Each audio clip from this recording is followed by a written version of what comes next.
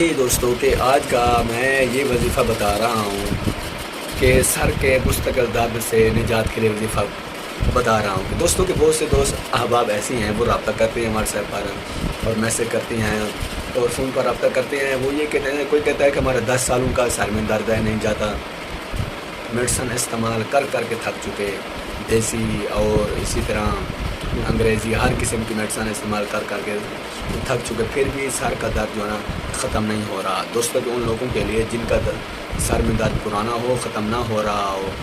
یا ہفتے میں جو ہے نا سر میں درد ہو جاتا ہو، مہینے میں، ان کے لیے یہ وظیفہ بتا رہا ہوں کہ اگر سر میں مستقل درد رہتا ہو، علاج سے کوئی فائدہ نہ ہو، تو فجر کے بعد سورج نکلنے سے پہلے